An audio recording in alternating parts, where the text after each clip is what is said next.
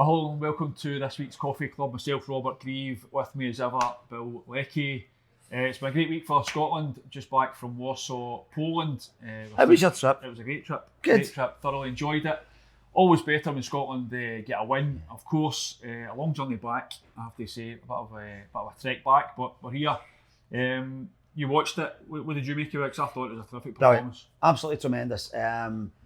I was a wee bit worried early on in the first half. We were letting them in behind us a lot, but we rescued ourselves every time with some brilliant defending, right from the very first minute. In fact, Andy Robertson top and tailed the performance. He had a brilliant challenge in the first minute when Boy got in behind Suter and Ralston, and then in the reverts to the last touch of the game, a header that Big Joe Jordan would have been saluting.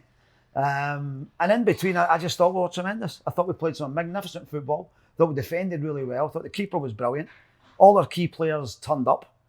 Couldn't have asked for a lot more. I read your colour piece, or your analysis piece post-match, and the point you were making was, where was that kind of performance? In Germany, And it's like Andy Robertson, I think, I actually spoke to Andy Robertson after the game, and it was one of the points he made. I spoke to him about that, and he was pretty kind of held his hands up. Yeah. You're right, it's a real frustration. Yeah, it just makes you feel worse now, doesn't it? Like that, Yeah, it makes you feel so much worse. And I think I mentioned this before, maybe in one of the weeks you weren't here. You itchy? No, just a wee thing. Sorry, mate. It's a very touchy feeling, mate. I'm not touching it. After one of the away games in Zagreb, one of the backroom staff came out and sort of said, almost in a kind of daze to himself, well, if we played like that in Germany, we'd have got more than 1 point. Yeah. And it was a very good point. It wasn't a dig at anybody. It was just a realisation that, what an opportunity we'd kind of blown over there. And when you see the team on the front foot, the way we were, the way we can play, even defence, even the defenders on the front foot. Yeah. There was that little spell just after about the half hour on Monday night where we'd hit the bar through Gilmore, we hit the post through Scott McTominay, we were giving the ball to Ben Doak, we were spreading the play, and we looked like a pot one team. Yeah. Yeah. But we do. I mean, I mentioned it. Probably we're at fault here for mentioning Germany and the Euros and everything. Keep going on about it, but we do need to park it now. I think we're beyond it now. Yeah, it's done. It's done. We probably maybe better never speaking about it again. But it's been. Let's great. make that vow right now. Right. Germany's never getting mentioned, but Steve Clarke did have to make changes to the squad, to the way the team played, to the set-up. I thought he was dead man walking, personally, after the Euros. From his own perspective, as much, I don't think he was going to get sacked, but I thought he might walk. I thought he might wrap it. He hasn't done that, and I think we should be glad that he's not done that, because absolutely he has made the right changes.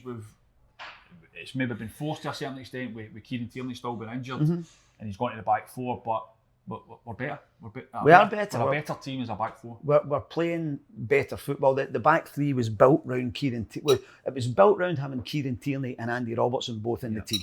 And without Kieran Tierney, there was no point us playing a back three. We didn't learn that, straight away. Yeah. When we eventually went there, this is not a back four that Steve Clarke would have picked as his first choice back four. With Tony Ralston, John Suter, Grant Hanley, obviously Andy Robertson would be in there. But game by game, they've done better and better. They still make mistakes, but we've come through this group playing better and better football with every game. We've been ahead in all three away games. We've won the last one. I think Steve Clarke has earned these spurs over the last 6 games. Yeah, absolutely. I've got a great Tony Ralston story. A brilliant Tony Ralston story. I was leaving the stadium on Friday night, walking around the car park, and I'm walking around the road, and what do I see lying on the ground but a Scotland jersey? So I pick it up, and guess what? It's Anthony Ralston's Scotland jersey. Wow. Number 2, the badges, a whole lot. So I think somebody must have dropped it. I think he's maybe given the top to someone, maybe a young kid, and he's dropped it. So I've been in touch with Tony Ralston, and the jersey's winging its way back to him. There you go. And it'll be going to whoever it was that unfortunately dropped it in the street. But bizarre. But as bizarre. Pick up a number 2. And you could have kept that. Could have done, but you didn't, because you're a good guy. No, he's. And by the way, I am more. By the way, the point I was going to make was he was terrific. He's been terrific in the games. He's a guy that's maybe had a lot of criticism. Of course he has. Personally, I wondered if he was going to be good enough to play for Scotland. But I tell you what, he was terrific the other night, and I'm pleased for him. His attitude is absolutely first class, right? I mean, he's the kind of guy that you would want around the squad. He's a terrific boy. He's learned He's got stronger. He's played against some real good wingers over the last few games, and he's grown into the. And I think he would probably still be the man that said, you know, if Aaron Hickey came back tomorrow, he'd probably say, like, I'm ready to settle back. But no, he's the kind of boy who would take that well. Yeah, but I think I'm not sure he should. I think he's probably earned the right to say, well, the number 2 jersey's mine now, and I think he's earned that. He's been one of the. Hickey's a top player. I think. Yeah. Had his problems. He's missing a long time now. He has been a long time. Almost a couple of years. So, no, I think fair play to Tony Ralston and well done to him. But no, I think generally the team played really well. Yeah. But John Suter was magnificent. John Suter was tremendous. Again, another player who's had his moments where you're thinking, is he kind of top level for Scotland? But no, he was absolutely outstanding. The block he made just start the second half. Yeah, off the line. Absolutely tremendous. But his passing's great. He's a very good passer of the ball. His cross for Andy Robertson's goal was a proper winger's cross. Yeah. Right, now talk to me. I have to mention this. Talk to me about Ben Doak because I love the kid. I think he's everything we want in a young Scotland player. Steve Clarke talks about how we as the media are excited by him, and I think that's absolutely the case, and I think it should be the case. Yes.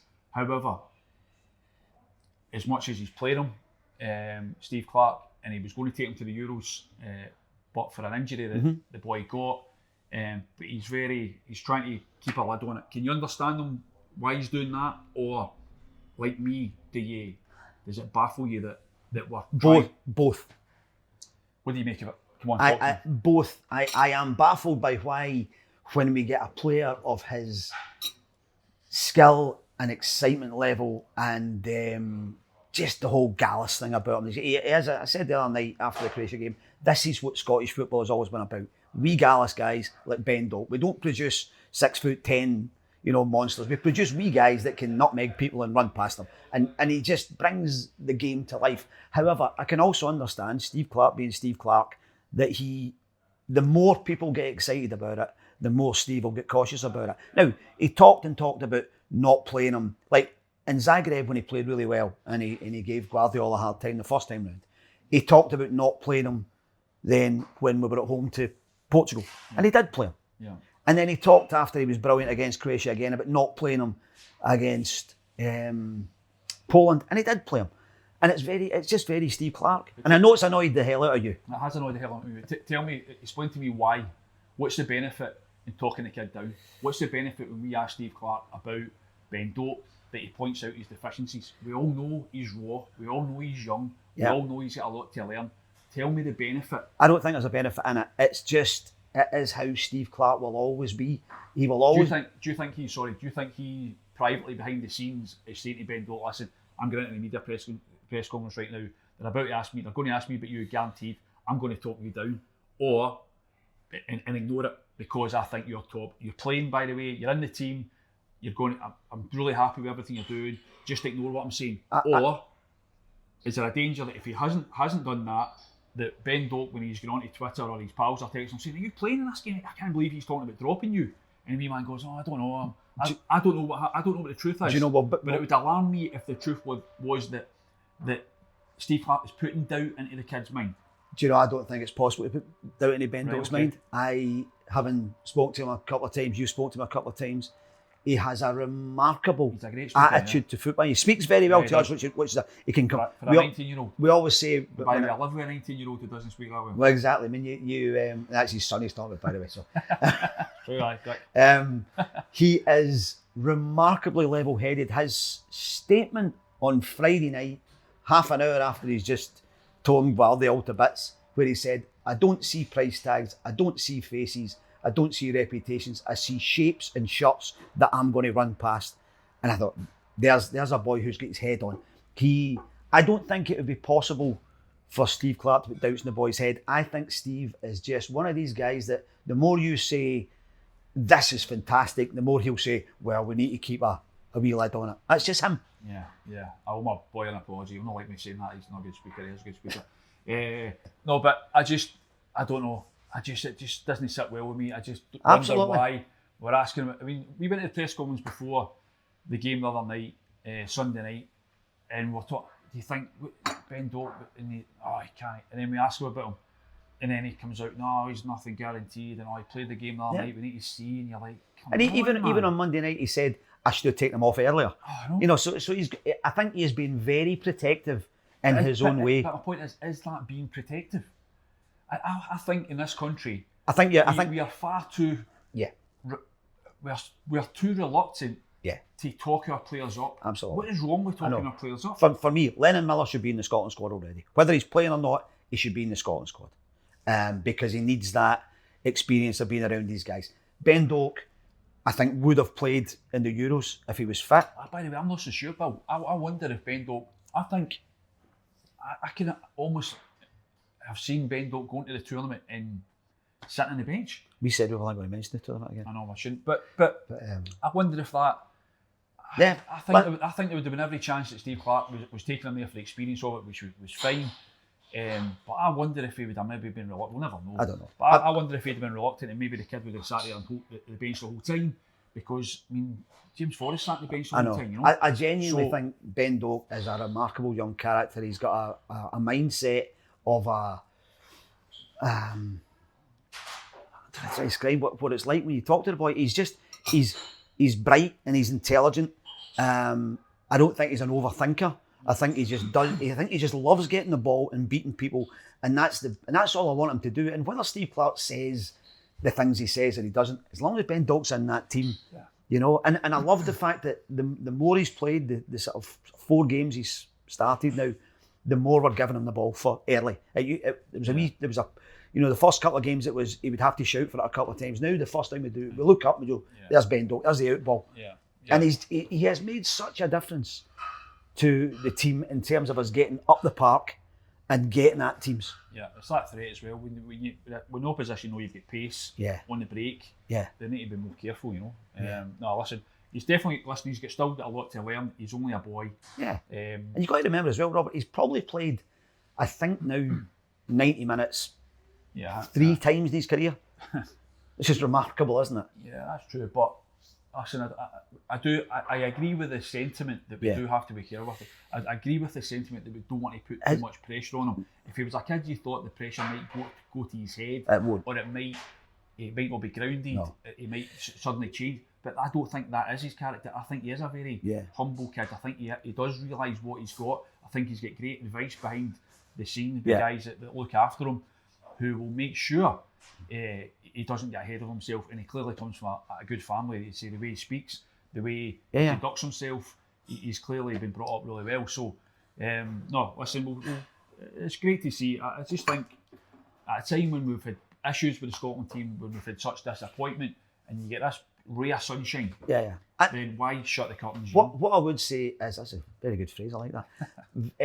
What I would say about Steve Clarke is and we mentioned this last week as well, the longer the Nations League group has gone on, the more he's come back to being the way he was before the Euros. Clarke? Yeah. Because, before I've said before, he's never been the king of comedy, but he's You're the king of comedy, no? No, sometimes. Maybe the prince. But he's always been really interesting to talk to. Then suddenly we went to that thing that we're not going to mention anymore, and he just went right in his shell, into a burrow, and he's come back out of it again, and it's done the team a lot of good. Yeah. Because I think any team, if you've got a very strong character in charge, the team's going to take its mood from that leader, and I think his leadership was very negative in that thing that we're not talking about. Right, we're not talking about it anymore. Okay. But well done, Scotland. That was brilliant. Scotland. Tremendous. Yeah, absolutely delighted for everyone involved. And boo Portugal.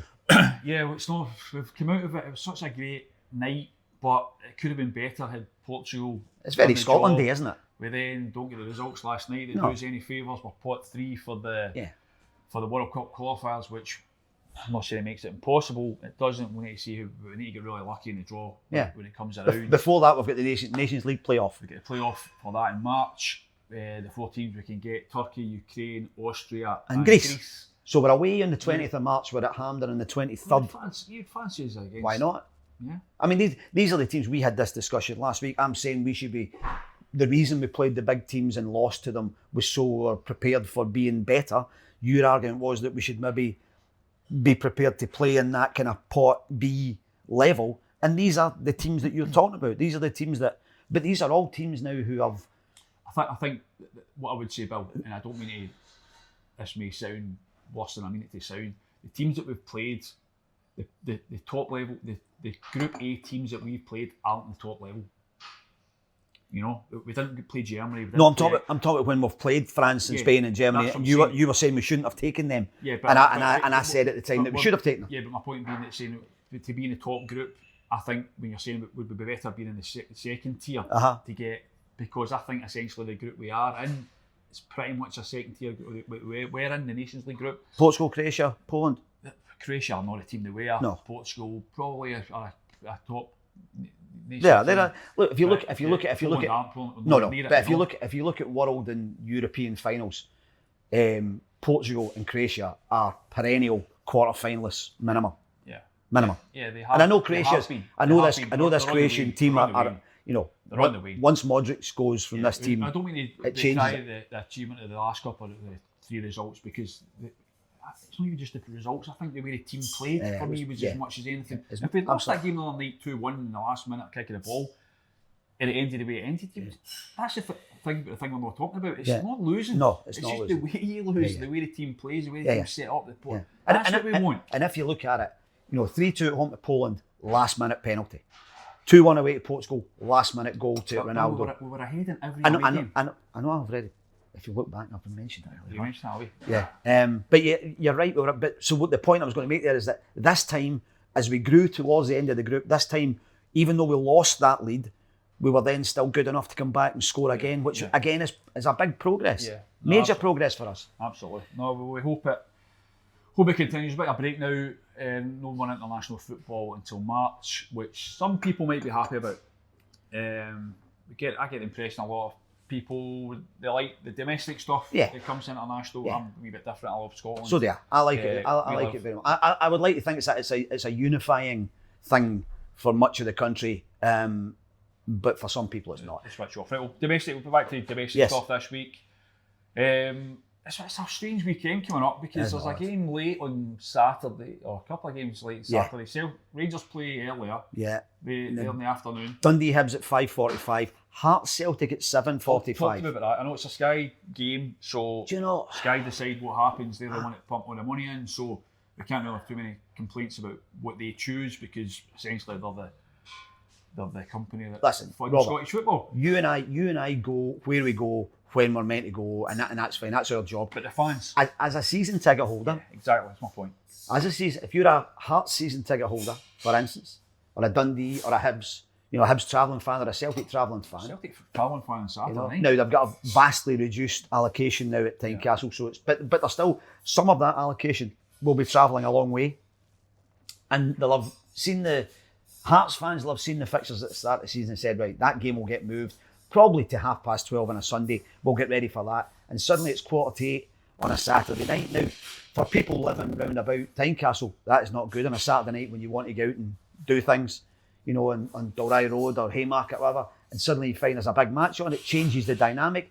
I think there's too many with Rangers playing St Johnstone at 8 o'clock at Ibrox because of the Glasgow Half Marathon. We've got now Aberdeen and Dundee United seem to have a wee arrangement where they'll play their games at 5:30 at night. Dundee are playing Hibs at 6:15. I think it might be a Premier Sports one, because Premier Sports want games on Saturday night. I think there's now the leagues are already fractured because of so many international games and cup weekends, and we've said before, you don't get a flow of league games, and now you come back, you've been off for a fortnight and people are saying, right, league games are back in, and you're saying, but that one's on there, that one's on, and I don't know. I don't feel as if it really lends to a real feeling of excitement when games are so fractured. Yeah. I think it's difficult. I think it's always difficult to speak on behalf of fans, because we, as you say, we're fortunate. We go to the games. We're working. We don't, we don't have to deal with the way they deal with it. So I don't know. Maybe there are fans who think this is great. I would be surprised though, because I think, like I say, there'll be fans that think, great, Saturday afternoon, you can go for a few pints before it. Yeah. Go to Edinburgh. Go if you're a Celtic fan, get through early, get the train, get a few pints. Rose Street, or you say Haymarket. Totally long to Tynecastle, happy days. Hearts fans certainly, you can get an afternoon, or even you can spend the best part of the day with the family, do a bit of that before going to the game. So it maybe does open it up for that point of view. There might be fans who are happy about it. But I just think the kind of flippy floppy changing of it's games too much. and fixtures. I think it's too much these days. I think we're breaking up too much. We're already breaking up too much in terms of the fixture list itself because of, as I say, international football, League Cup football, whatever. And now to be doing it then to have 3 different kick-off times on a Saturday, I don't think helps anybody. Yeah. You also wonder as well that of all the fixtures to choose for a late kick-off on a Saturday night. I'm not sure Hearts Celtic's the one I would have picked. I'm not sure. It's a fixture that's had its issues down the years. I'm not sure the police will be tremendously happy about it. If there are fans who go to the boozer and have one or two jars too many, that I hope that's not the case. No, having said that, if you're kicking off at 12 o'clock on a Saturday afternoon or 3 o'clock on a Tuesday morning, people want to get drunk, they're going to get drunk, or whatever they take before a game, they're going to do it. Yeah, but there's a lot more time to get drunk. Of course it is. Listen, hopefully it's a great game. Hopefully it's nothing kicks off, and hopefully the fans, whoever go, the ones who are watching the TV, are happy about it. But it's an interesting one. We're going to touch on Rangers. They've made an appointment this week. Yes. Neil Scoppin, technical director. Yeah. He's been at the club a while. I noticed Ali McCoist in talks about the other day, kind of wishing him well coming into the club, which I know it's a mistake in Coyte's part, but it's maybe an illustration of how little impact that he's made. You know, he's been party to what's been going on at the club for I think over a year now, with the recruitment, with everything that's going on there. I've kind of read about his interview that he gave, talking about what he's going to do or what he wants to change, and it was for me it ticked all the boxes of what fans would want to hear. You know, more Scottish players, kind of recruit younger players. You know, Rangers getting ex-players that are involved in the club. But Rangers could have done this at any point. They could have done, and that's what I wondered. And it feels like, to me, if you'll pardon the pun, Neil Scoppin seems a bit of a cop-out to me, because Chris Boyd makes the point in our paper today that, you know, how can you appoint basically what's a director of football when you don't have a chief executive? And what happens if a new chief... Who appointed him? Yeah, so the new chief executive comes in and says, I don't like this guy as director of football, I want to bring my guy in, then you've got a problem. And also, he's been head of recruitment, and the recruitment has not been golden. I mean, you're seeing signs with 1 or 2 players that you think, there's one for the future. Casemiro for me looks like a better player. Czerny's a guy who's, you know, he's only on loan, but he's doing well enough. But overall, over the last 3-4 transfer windows, the record is not good, and I don't think he's improved it that much. So it feels a bit to me like we need to fill this gap. We need to appoint somebody, and we've got him in-house, so let's do that. Yeah, it's almost like he's appointed himself. You get the impression it's like he's manoeuvred himself into the job, and because there's no one else there. Yeah, exactly. And I don't know. It just seems that's a big job at Rangers. You know, a club the size of Rangers. If you're doing the proper due diligence on whoever's available worldwide, then it just seems a bit coincidental that the guy's sitting there already. The guy's already sitting there. You know? But anyway, time will tell on that one. So you're at Rangers Dundee night on Saturday? Yes, I am. Yeah. What do you think? Another big test for Philippe Clement. I mean, the international break came, I think, at a good time for him. But the pressure's still on, isn't it? He has to get. I noticed the other day he was linked with potentially the Belgium job. And you wonder if that was to... Again, that's through circumstances of somebody who he's connected with now becoming their new kind of technical guy or whatever. And you wonder if that's something that maybe could develop.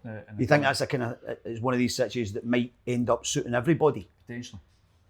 Yeah. But and by the way, Saturday, Dundee United this season have been terrific. They're very quietly going about their business. Jim Goodwin, I'm delighted for him. I like Jim Goodwin a lot, and he had such a bad time at Aberdeen. Played for St Mirren, you know. He did play for St Mirren, and I think he won a cup with St Mirren as captain.